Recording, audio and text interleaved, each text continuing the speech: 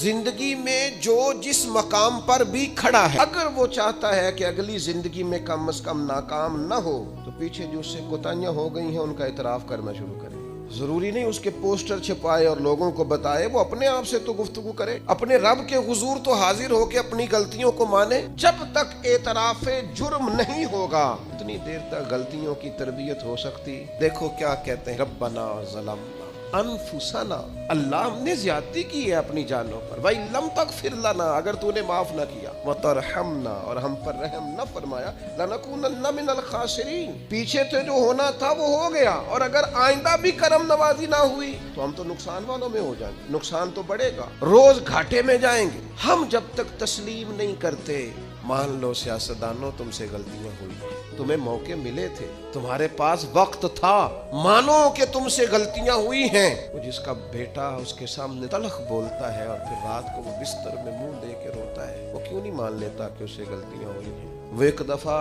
اپنے بستر میں منہ دے کے یہ کیوں نہیں سوچتا کہ کبھی اس کے ابا جی بھی کہا کرتے تھے، بیٹا میں تیری طرف سے تکلیف میں چھوٹا آدمی ہوں اور کمزور ہوں، کوئی ایسی بات نہیں کرنا چاہتا، لیکن میرا دل کرتا ہے ادب سے عرض کروں کہ دین کے دعوے کرنے والوں تم سے غلطیاں ہوئی ہیں، ممبر و محراب کے وارثوں تم سے کوتاہیاں ہوئی ہیں، مسند ارشاد پر بیٹھ کر پیری مریدی اور اچھے اسباق پڑھانے والوں تم سے خطائیں ہو گئی ہیں، تم نے قوم کو جس تعویذ گنڈے پہ لگایا تھا، تم نے قوم کو جو چیزیں خود سے سکھائی تھیں، تم نے کیوں نہیں بتایا کہ ہم تو ناقل ہیں، اللہ کے عاجز بندے ہیں، قرآن و سنت پڑھیں گے اور تمہیں سنا دیا کریں۔